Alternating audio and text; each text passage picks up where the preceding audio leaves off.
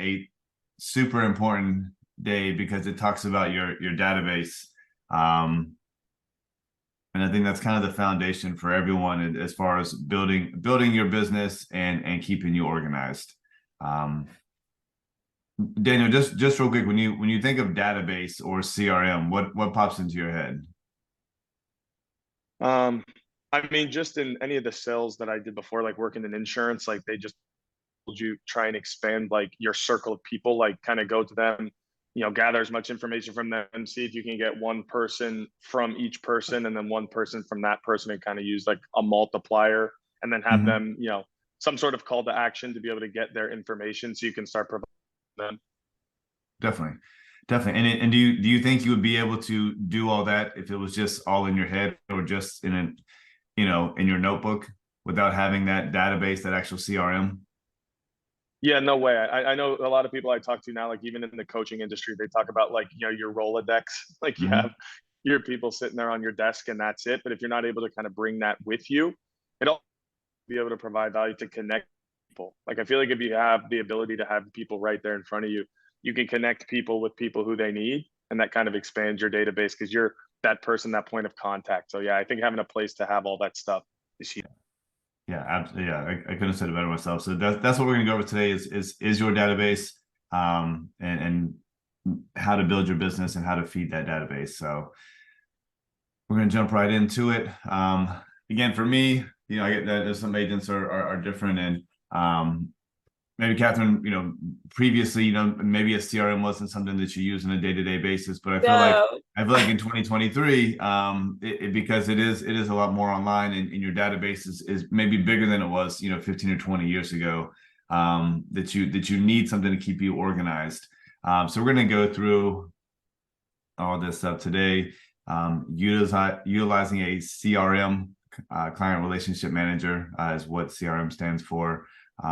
Your online presence, what we talked a little bit about last week, and how to create and maintain your online presence. So today's affirmation: I am happy, positive, and have a can-do, solution-oriented attitude.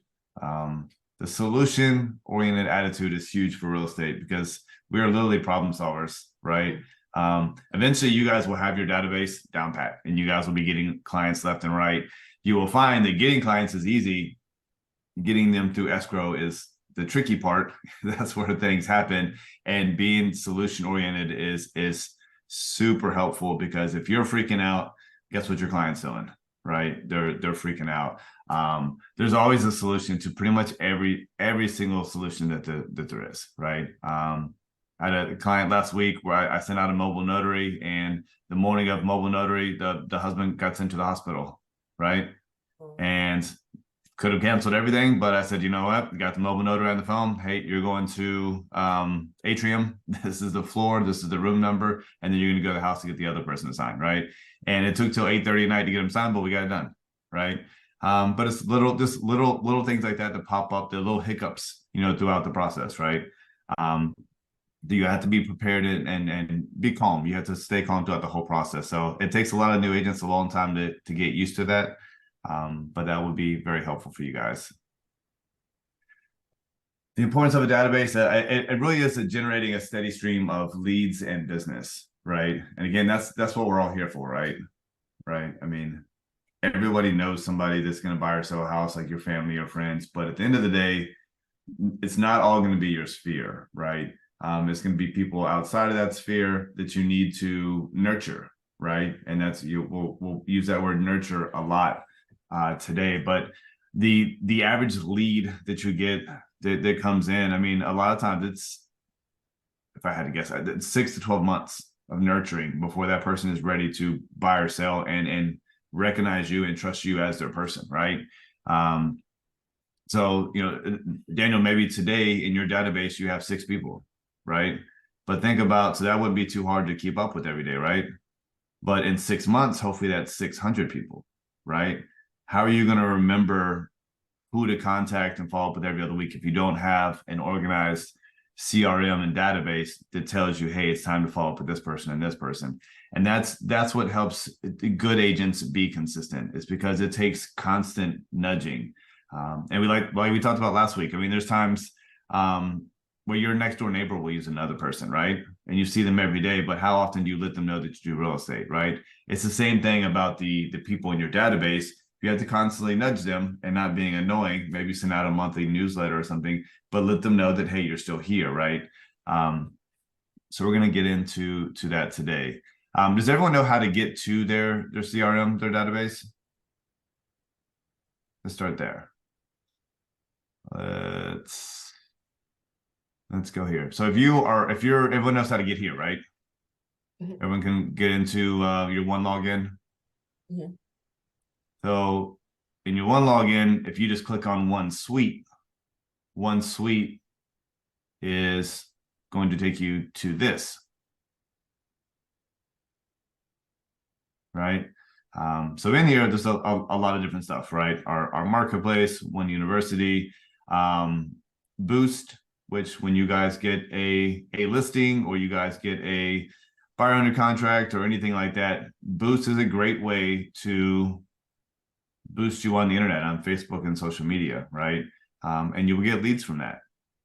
I often spend, every time I just put a coming soon listing on Friday. It's going live on Wednesday, and Boost sent me an email automatically. Hey, do you want to boost this? Why, thanks, Boost. Yes, I do. And I'll spend 50 or 60 bucks and it'll send it out to a couple thousand people on social media. And I usually get a couple people that click on it and send me their information, right? Now I have new leads from that, right? One Design, right? That's where I'm going to go in there and create the coming soon flyer that I'm going to post on my social media, right? Open house, right? So a lot of you are going to be doing open houses before you get your first listing, before you get your first client. That's how you're going to get it, right? You can click on this open house form, and when you're in your open house, it gives them somewhere to go and sign into, right? It's a sign-in sheet for open houses, right? And that goes right into your database, your CRM, right? So the cool thing is everything in here, when somebody comes to your website, to your open house, through a Boost, it all feeds directly into your contacts and leads, right? It's a pretty genius setup. Like everyone that comes and wants to talk to Tony, it's going to feed into a CRM. It's going to send him a notification that he has a new lead, and at that point in time, it is Tony's job to do the rest, right? So Tony got to go in there and figure out, all right, where this person come from. I need to call them, and I need to set up a way to follow up with this person. This is something that not a lot of agents are doing, and I did send this email to you in the spreadsheet. Lead gen program. So for those of you who don't know, our CRM is Sync, right? We've white labeled it. So Sync is one of the big players in CRMs for real estate, right? So we have access to Sync, and if you guys want, you can go and fill this out, and you can pay either $200 or $500 a month, and Sync will create and do your Google ads for you, and you will have leads that come into your database every week, right? Now they're buyer leads, but that's a great way for everyone to start getting leads, right?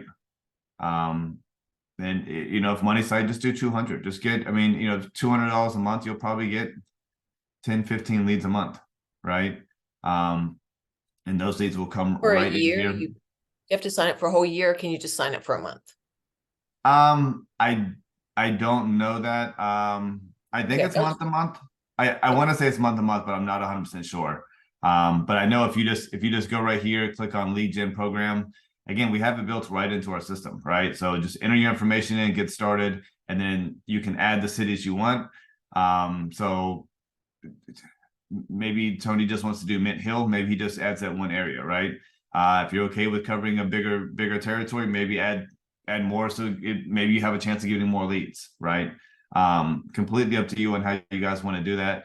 And then again, it's either $200 or $500, and they do everything for you. I don't know what you guys know, but I don't know how to do Google Ads. I'm sure I could go in there and figure it out, but Sync spends tens of millions of dollars every year on Google Ads. They already know how to do it, right? They're already connected with all that stuff. So I let them handle that.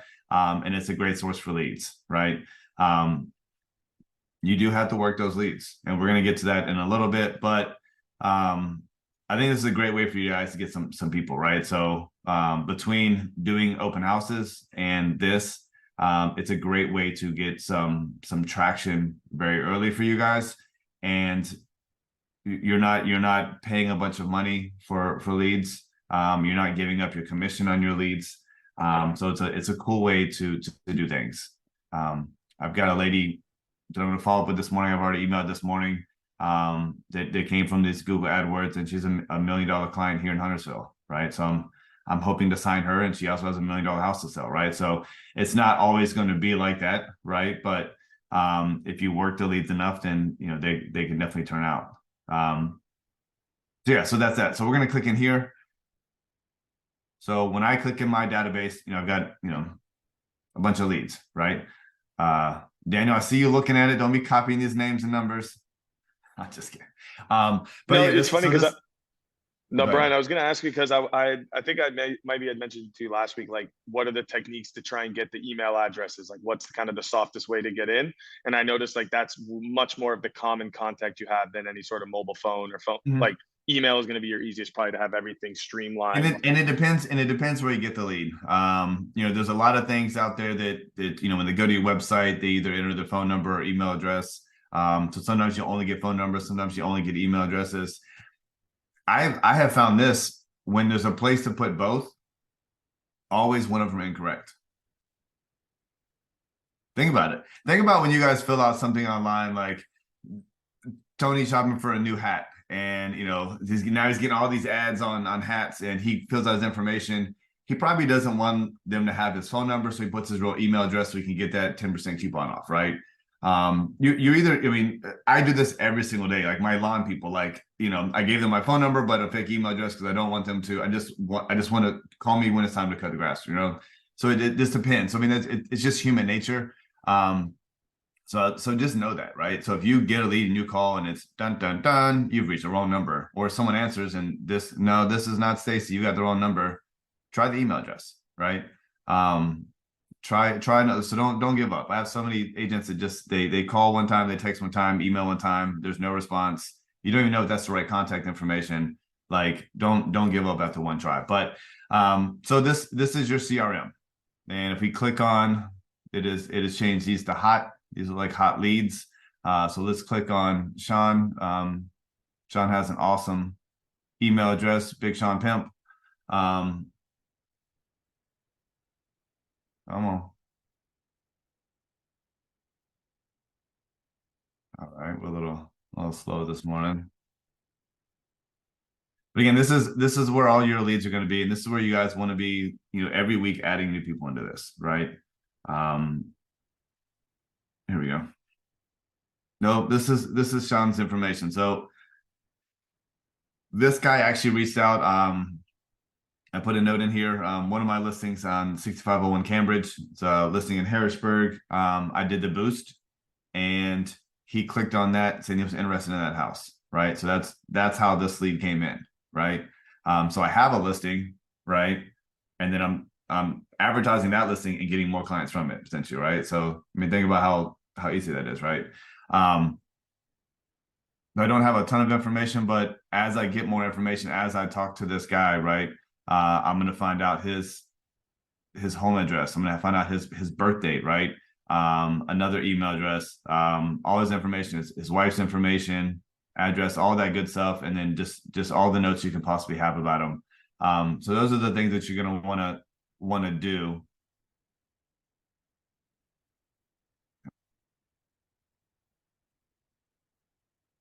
With each one of your leads, right? And then you can create follow-ups, right? So, all right, so this guy didn't answer. I want to follow up with this guy in a week, 2 weeks. So you can create task, right? So when I create an appointment, right, that appointment is normally an in-person appointment or a phone appointment. So I'll put that, I've got this synced with my calendar, so it pops up on my calendar. A task is a little bit different. A task is more of a, you need to reach out to them, right? So maybe I just called Sean this morning, he didn't answer. I'm going to create a task to call him on Wednesday, right? And I'm going to be aggressive because this guy is looking for houses right now. I'm going to reach out to him several times, right? And if I call today, Wednesday, I'm probably going to text. And if you don't answer on Wednesday, I'm probably going to email him on Friday, right? So I'm just hitting it from different avenues, and then whatever way he responds to is probably the way that I'm going to continue to respond to him, right? But all that is in here. I would tell you that the more that you're using your task and your appointments, it's going to be incredibly helpful for you guys to keep up with everything. So built in your CRM are drip campaigns. I don't know why, if it's because I'm on Zoom this morning, it's going so incredibly slow. Come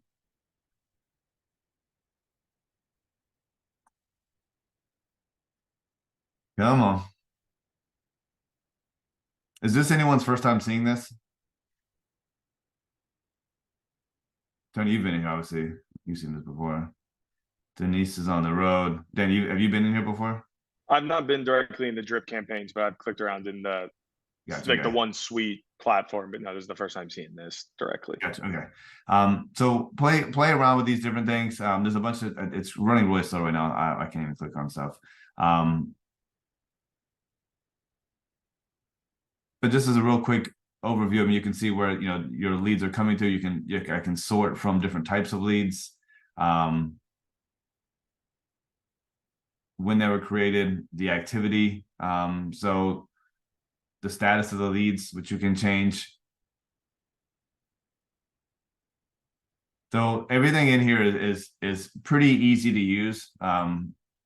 I find that you guys have to use it, right? So I spend several hours a day in my CRM, and that's how I make my money. I like to spend a couple hours a day going through rehashing old leads, the leads that I got a year ago, right?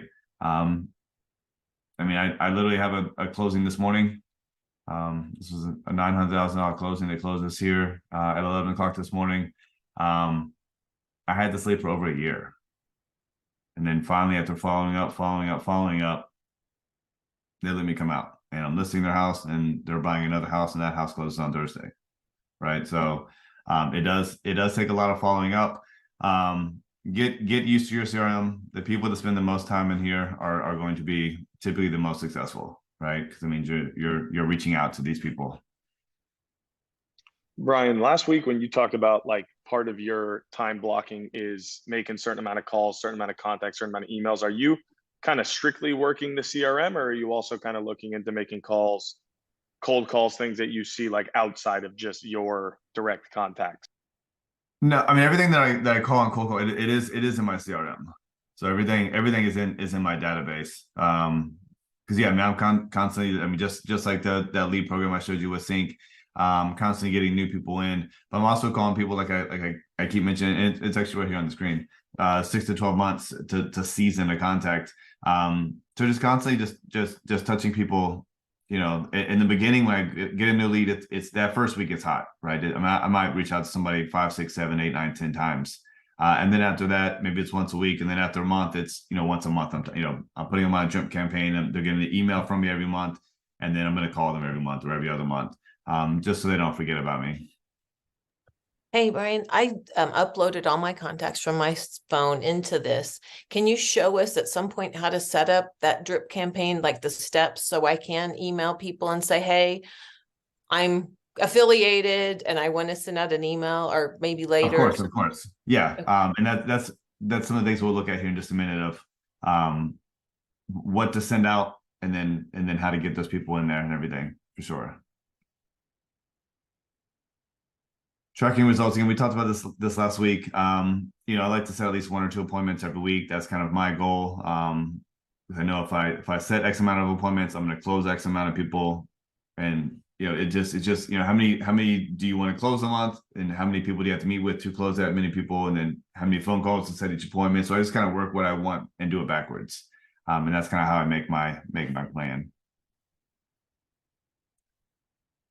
The laws of your database. You have to build it, you have to feed it daily. And that is a big part of what we do is you know, even if it's like Adam said, they're people out of your phone, right? Add somebody in there every day. Like find someone that you're meeting in your full-time job or your part-time job, or just being out and about. Then nurturing it. Again, nurturing is a huge part of what we do. And that is what makes you your money, and then maintain it. I mean, there's times you're taking people out of it. There's times where you're organizing it, you're relabeling stuff. Like the one that closes today, I'm going to change it in my CRM from lead to past client, right? So I'm not sending them the same drip campaign, right? I don't want her getting the same stuff that I'm sending everyone else, because I'm look silly saying, hey, are you ready to sell your house? When she's like, yeah, I just sold my house yesterday, right? And then I'm going to put in there to follow up when it's her birthday, when it's the anniversary of her sale. So September 18th, 2024, I'm going to get an alert, a task saying, hey, reach out to Gail because she closed her house last year, right? So a big part of what you do is looking for new people, but also connecting with people that you've already dealt with, because that's going to get you more business as well, right? And this we kind of look at this every week, right? This is, I mean, almost every part of our business, we're going to see our where you're going to get leads from. Cold calling, farming, you know, it always starts with friends and family in the middle, right? Those are the people that trust us the most, that know us the best, and that's typically where most people are going to get some of their first deals from. But these are all people that like Catherine just did. I mean, she put friends and family into her CRM, right? It's a great place to start. Coworkers, past coworkers, church, gym, tennis people, right? Like everybody, right? And then as you guys start doing things with online ads, your website, networking groups, cold calling, then these people start coming into your CRM, right? You know, in the beginning, this is a lot, then this is a lot. For the most part, for me, this is pretty much everything new that goes to my CRM, and for the most part, is outside group, right? That doesn't mean that's where you have to start, right? But just know that all these different places should be going into your CRM.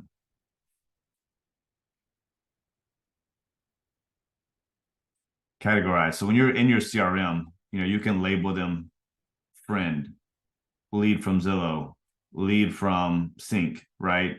And organize so you know where those people come from. So if you want to send out a mass email to everyone that's a Zillow lead, you can do that by filtering just Zillow leads, right? The more organized you guys are in the beginning with where your leads come from, the better it's going to be for you in the long run. And I've made that mistake before as well. Like I was just getting so many leads coming in, and I didn't really organize them, and then it was hard to kind of go back and figure out who is what. But if you're doing it as you go along, it will make your life a lot easier following up with people and putting them on the right drip campaigns.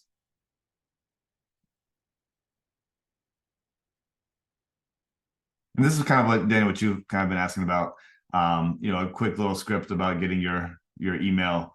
Yeah, and I think for the most part, this is pretty non-invasive, and people are going to be okay with that.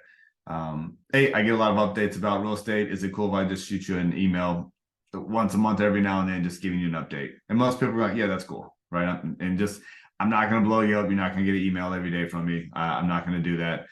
So if you're doing that, then most people are okay giving up their information, and that's a good way to put it in there. And again, this one's important too. Ask for their contact information rather than yours. Once you have theirs, then you can constantly follow up. More than likely, if you just give them your information, they're not going to reach out.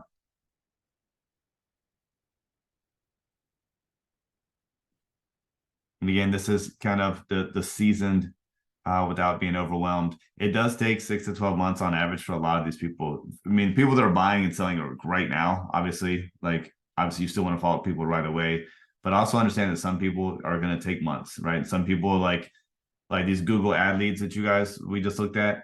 Some of these people in the very beginning process, right? They're looking at houses, but they haven't even thought about selling their house yet, right? So by you reaching out and you being the expert and giving them information every week, every month, you know, when it comes to that time, there's a good chance that you're going to be that person that they use. Announcement letter. I think that's one of the things that I sent you guys. Let's see. Yeah, so this is one of the things that I emailed. I'm not sure if you were on that email, but I can send this to you as well. But this is a pretty, you know, excited to tell you that I recently got into real estate, blah, blah, blah. But a nice little email that you could just send to basically everyone that maybe not knows that you do real estate yet, right? It's not too crazy long. It's not asking for anything from them. It just says, hey, I'll be in touch soon. You know, it's basically like, hey, you don't have to do anything with this email, but just want to let you know that I do real estate. And then once you start sending them, you know, market updates once a month, that they're not going to be surprised, right? And is that where do you go into that drip campaign to do that? Or do you go into the One Design flyer? Where do you create that at? So I mean, this is more of like I would just copy this and just email it to them, right? So just Okay. as But you you put don't- somebody new in, or especially if it's your friends and family, like this is the perfect, just like copy this into your email and send this to people and just let them know, like, hey, I just want to let you know, like, I do real estate now, and this is my work email. You know, I know you'll know my old email, and maybe you can put that personal email address in there. It's like, oh yeah, that is Catherine. Yeah, we went to church. I know that email address. But this is just kind of a basic. You're not gonna send this to somebody more than one time, so this is just kind of a one-off email. Just to kind of let people know that would that it you're, be, you know. could I send it from the CRM though? Just Oh, so of course, yeah. possibly, Yeah, you okay, definitely could. You could definitely save it as a template and just put, you know, introduction email, right? So there's a million different things you can do. I mean, you guys can create these awesome emails and then every time change it just a little bit for each person, right? Like okay, follow-up email. I mean, all that stuff is in your CRM, and you'll need to play around with it. I'm gonna send you a training video on some of that like basic stuff. okay, yeah, But cool. stuff like that is super good because yeah, you don't want to be typing this every time, right? So you know, I probably have 15 or 20 different emails that I send. You know, a pre-listing appointment email, appointment if I didn't get the listing, what I would send a couple of days afterwards. So I mean, I have a ton of different emails that I have set up, and then I just pick each one and then add their name to it. So it's customized. And again, I sent this one to you guys already to see how to import contacts into Sync. Sounds like you've already done that and didn't have any issues with it. I did, but I tried it a few times. So and my son was Yeah. here to help me because yeah, it was probably over my head, but it really for younger kids, it's fine. It's probably not hard at all. You know, make an Outlook file, do it from your whatever. Just make the Right. CVS file, import it, make sure all the tabs, all the names of the categories line up, and it was fine. I have people in there from 20 years. So when I was with a BlackBerry and then with an Android phone and then with the Apple phone, Mhm. so some things came over weird, but it worked for the most part. Yeah. Yeah, so you just have to play around. And again, as you're going into each contact in your CRM, you can update and change things around. So some of them maybe because it came from BlackBerry, it's got last name instead of first name in the mix. Like you just change that as you go. Not a big deal, but CSV is normally the easiest way to do things. I think you'll find from depending on where you're getting it from. And I haven't done this yet. I was gonna try and see what you had to say, like to learn from, and then do it directly after. Catherine, did you do it through your computer or through your mobile device? I did it through my computer. I first had to set up an Outlook file and put all my contacts in there. My son helped me import them, which he thought was really easy. But then for some reason, we didn't line up all the categories right. So it didn't work and I didn't know why. So then we went into, I have a Mac. So then we created a numbers instead of Outlook because we thought that was the problem. It wasn't. I don't think. But then we did the numbers CSV file. And then when I realized when I put them in, I had to make sure all those categories lined up because you have to go You to the definitely top. have to map them for Yeah, sure. you have to map them. He'll explain that. Mhm. And it really wasn't hard. It was pretty self-explanatory. Once you have that CVS file, it goes right over. Perfect. Yeah. If you have any issues, let me know. Also the support, and this is Sync's support information, which I emailed you guys as well, but help desk everybody one group. If you're having issues like that, you can always reach out. But Sync is a very robust, good CRM. And if you guys get to a point and the CRM that we offer is not enough, you can go to Sync's full platform if you need more than what this Sync is offering you. But this is their information. If you guys need it again, I have emailed it to you guys already. Yeah, and this is just kind of example of a newsletter, another kind of introductory email that you guys could put out and customize and put your own picture on. And and things like that. So I do find that when you're emailing people, it is good. It is good for the first time or two to not have attachments. And if you have a bunch of attachments on your emails every time, you'll find that you'll get a lot more bounced emails. So if you email someone the first time or two and it doesn't have attachment, you know, Outlook and Google, when you're sending someone that you've never talked to before an email and it's got a bunch of attachments, it hits their spam filter. So you're more prone to get blocked. So just as a heads up, right? So just understand that every time you email somebody, it doesn't mean they always got it, especially if it has an attachment on it. So just be conscious of that. And even in, you know, real world with other agents, right? If I've got a buyer client and I submit an offer to them, I'm going to email to them. It's probably going to have 5 attachments. I'm going to call them and text them right away, like, "Hey, did you get my email?" Right? Just to make sure that it didn't go to their spam. So you're always going to want to be doing that. So if we create them with the drip campaign and we do our flyers that way, does that create an attachment or does that just come through as a email? It depends on how you do it. I mean, there's different, some of the drip campaigns are just words like HTML, like text type stuff, and then some of them are attachments, but you'll normally see in there if it's which way it is. But I mean, don't hesitate to send attachments, but just know if you're sending a bunch of attachments to someone that you've never talked to before, it could go to their spam. Because I would rather it just come through as an email with nothing they have to click on. Just a quick Right, blurb right. they can see in 10 seconds and then delete me, but they saw it. So something simple like that. Yes, I mean this is a pretty basic, simple. That's very non-invasive and looks nice, I think. But maybe with a link to my website or something, you know. I don't know. Right. And Brian, quick, when I was going through orientation with Allison, she showed me on her computer that there were like templates for newsletters that I think her and Logan did monthly. They were kind of like market update and the listings. Where were those? Like, where would we find those if we wanted to add those to some sort of like monthly campaign?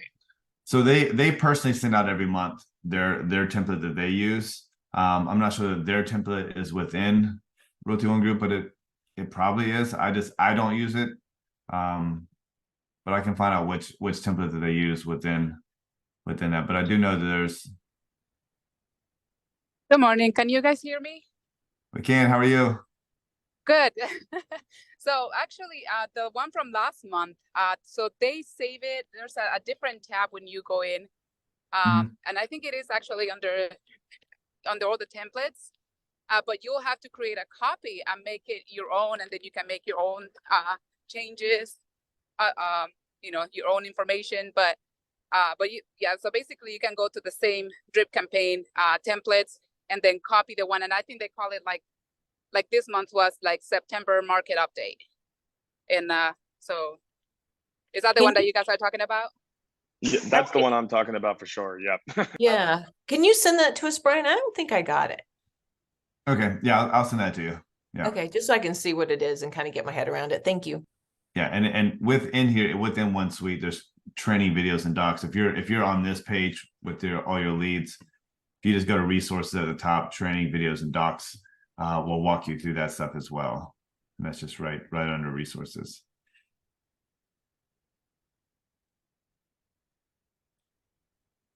And again, social media, you know, we talked about this last week as well. Using your personal Facebook, using your work Facebook. I like to do a little bit of combination of both. But commenting a couple of times a day, liking posts a couple of times a day, and then posting once a week is a good rule of thumb. So you're getting exposure, but you're not overexposing and annoying people, right? But it just spreads when you're liking stuff. I mean, other people see that as well, right? So I mean, you know, from your Daniel is your realtor Facebook page, right? Like stuff several times a day or daily, comment on stuff, and then you know, once a week post something, right? And again, you can post whatever, right? You know, the Charlotte, I mean, there's always stuff that you can see. Your Charlotte market's hot, or you can post something from the MLS, or you can share one of our listings, right? So there's always stuff that you can post, even if it's not yours. So just try to get good and in habit of doing that. D is for delete. Eliminate negative, angry, and unhappy people. Focus on positive people. there's a fine line, right? Of negative people and deleting people for people that tell you no. I've had people that have told me no 100 times, and then I sell their $500,000 house, right? So there's a difference in no and negative, right? So just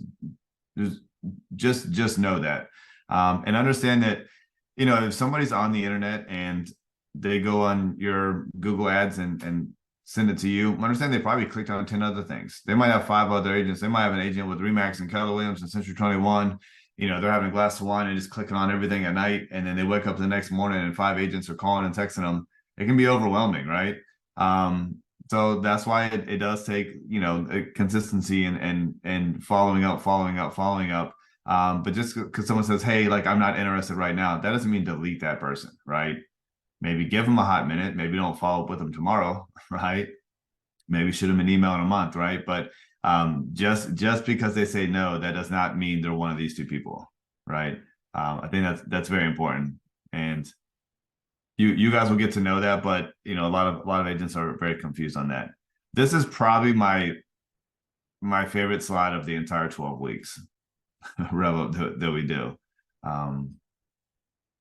So we'll look through this. So 48% of salespeople never follow up with a prospect. That's mind-boggling.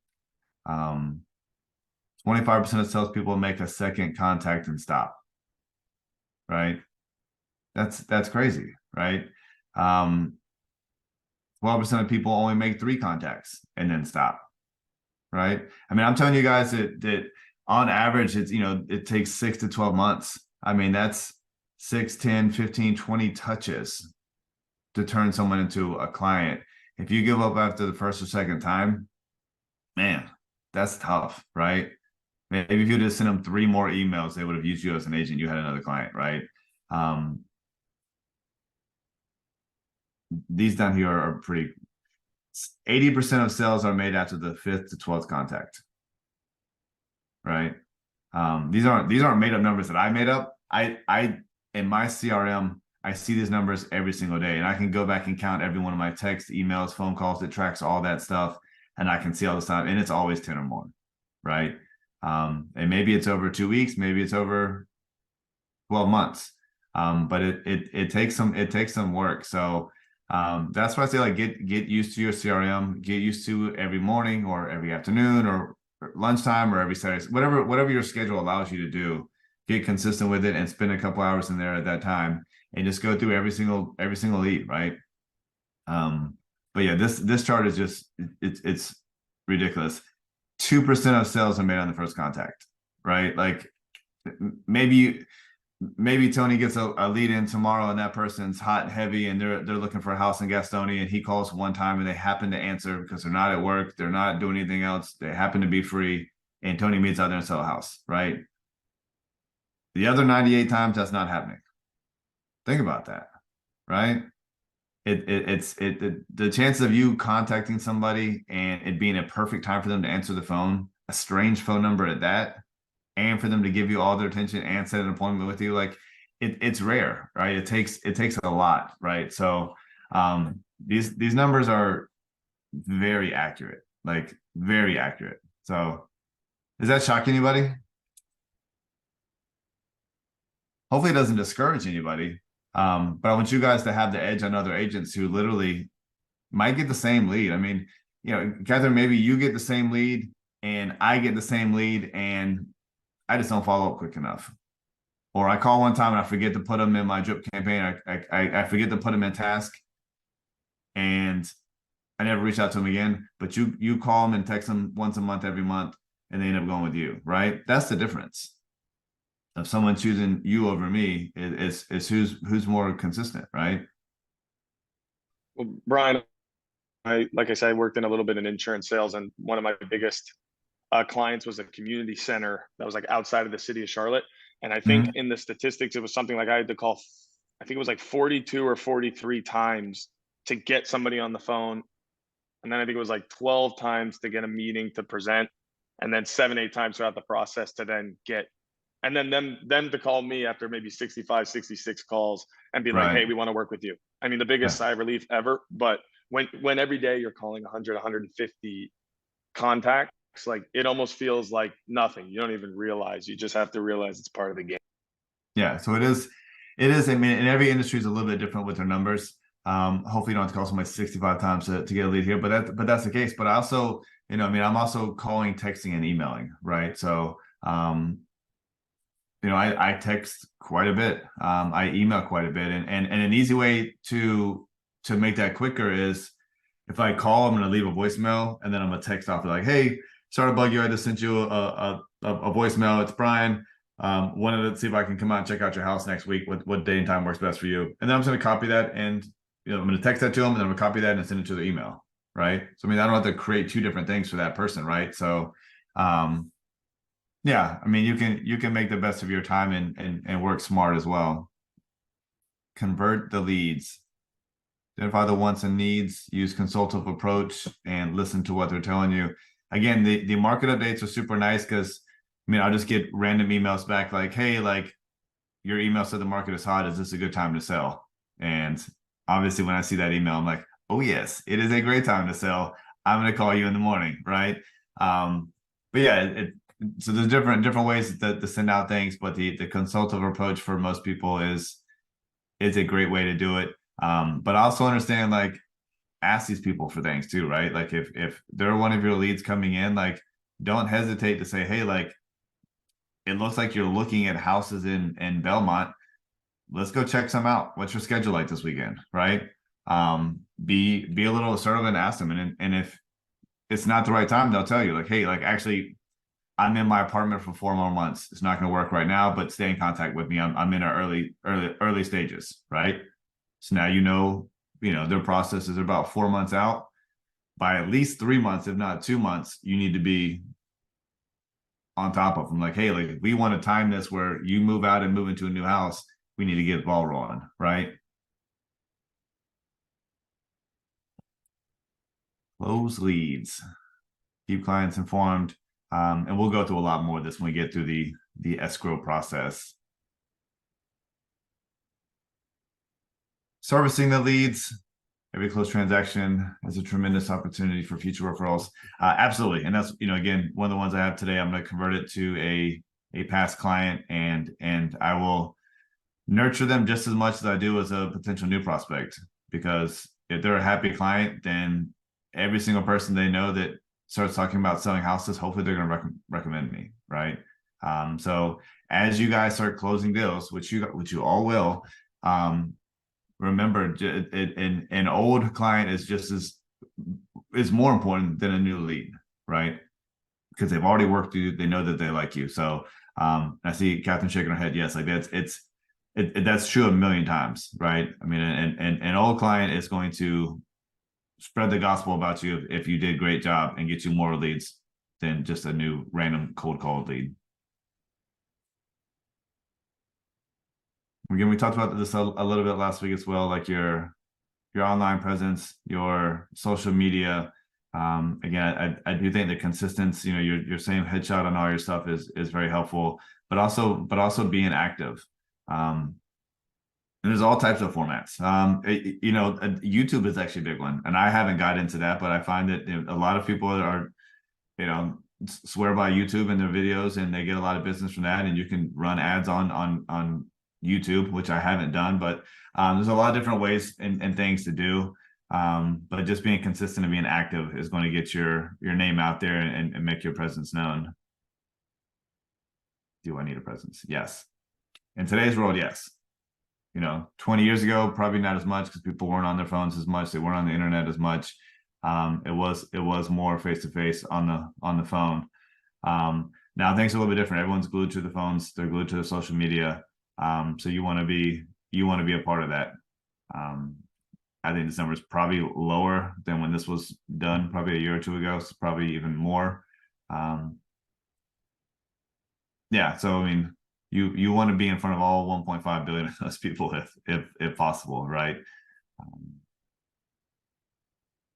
Did anyone end up making a Facebook page after our last rev up? Yeah. Was that easy to do? Any problems with it? So I did it. I also did Instagram. So it was a business page, and then it did Instagram Pro. And then now I got a text about WhatsApp business. And so I think I have my personal email address and one of those that converted. And so now I've got to get it back to the business email. I don't know. I've got to ask my son to help me because I was just going to ask that it is way over my head. So it's done, but it's not quite right. And that's where I feel like I'm on everything. My CRM's done, but it's not quite right. Facebook's, it's not quite right, but I'm getting there. I just You'll have get to there. go back and Just clean keep some using it. stuff. And Daniel, I know you did yours because I got a request about your page and I accepted it. Yeah, so I mean that's man. yeah. But that's something that you want to do. And Catherine, I don't know if you've done that yet or not, but when you create your page, you can share it with everyone that you know and ask them to like it. I did. I got 50 followers, 53. Nice, good, very good, very good. So That's I want to text those people and be like, hey, you guys are my people. Like you are already accepted my page. So do all the free home searches on my website you want, because it's not even locked down yet, go crazy. I don't know something. I don't know what I'll say, but that was really nice. Yeah. I thought that people Mhm. accepted because I thought most Yeah, people really would. it's really cool. Yeah. So, and again, if there's people that didn't accept, you can send out a reminder to the people that haven't accepted. And maybe don't do it today, maybe wait a couple weeks and just like throw it out there like, hey, like here's my page. Not everyone wants to do it. I try to not follow as many pages as I can because again, you'll get overwhelmed with stuff. But I'll always follow you guys though. But yeah, good. I'm glad you guys both did that. And again, this is create a time block for your schedule and treat it as your task. So literally playing on Instagram and Facebook is part of your job now. So congrats. So yeah, What's the weekly 3 CLP plan? What's that mean? 3 CLP. that is our calls. Oh, okay. Sorry. Yeah. So yeah, I mean, and it's the same thing on social media. Remember the social media is I think it's the comment like post. Yeah, Yeah. this one. So 3 comments, 3 likes, 1 post. So that's your social media one, and then this is the one kind of for your CRM. And Brian, quick question. So my buddy has a clothing company. He said one of the biggest, like smartest things at least he thinks smartest things that it's brought a lot of interest in is paying for like the verification. Like now on social, pay a few dollars a month and you get the little blue check. He's like, as soon as he did that, he's like, the amount of responses I got, the amount of like ability to push stuff out ads. Like, have you had anybody who's mentioned that, or if it's benefited them? Like, I know, for example, you mentioned Ryan. He's not verified, but he posts a lot of stuff that almost looks verified. Right. He's always around. I feel like that presence is like huge to I create a brand. haven't taken that step or done that or know anyone that has, but that's also something that is newer. But I mean, I can't imagine that would hurt. I mean, obviously, when I see someone that has a blue check, I'm like, oh, this person's legit. So I mean, it definitely looks it. So yeah, I'm gonna race you to doing that as soon as we get off here. Okay. Okay. Send an email about that, Brian. So you need to make yourself verified with a blue check. Yes. And again, Facebook. I haven't looked in that. I think it's just on Instagram, right?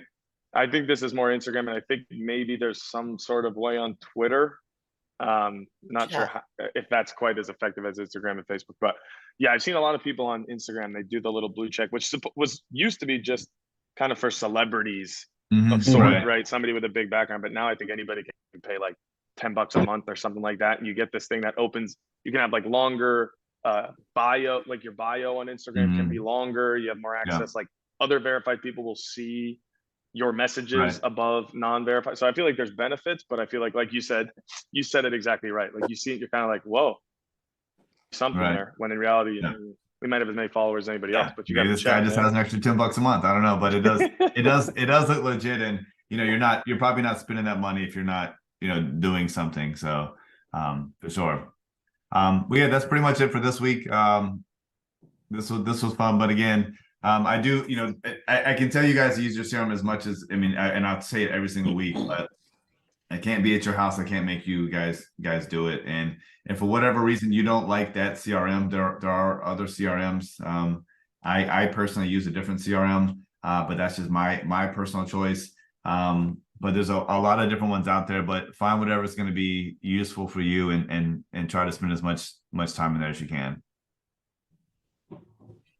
Brian, last question for you. I know we had talked about like paying the certain amount of money per month with Sync for lead gen. And then you had talked about, you pay a few bucks for a post, like a listings or open house on the HomeSpot or the Boost. have you found that like a certain type of post, whether it be open house, listing, intro, new, like gets more of an ROI than another? Or does it just kind of depend? Like I would assume probably open house listing because it's a direct call to action, but have you found Yeah, anything? the open house ones are definitely, when I boost those, I definitely get the most out of those typically, than like coming soon or listings. But I mean, it's so cheap, it's just worth it to do it because people see my picture on it. It's just more about recognition, honestly. So maybe if I do it on the 10th time, someone's like, oh, this Brian guy really sells some houses. Let me click on this and reach out. But yeah, the open houses ones are always good return because it's something that they can go to. And then when you boost it, you can do it. It'll boost within like a couple mile radius of that house. Like it automatically knows to do that. So you're not boosting in, for a house in South Charlotte and it's only sending you people from Statesville that aren't even going to look at it, right? It's sending you people that are close proximity to that house. If that makes sense. Well, good. Well, this was fun this morning, guys. If you guys have any questions, obviously you guys can reach out throughout the week. If not, then I won't see you next week, but hopefully somebody will be on here. So have a good week and we'll talk to you soon. Thank you. Thanks, Thank you, everyone. Brian. See you later. Thanks, guys. Bye. Bye.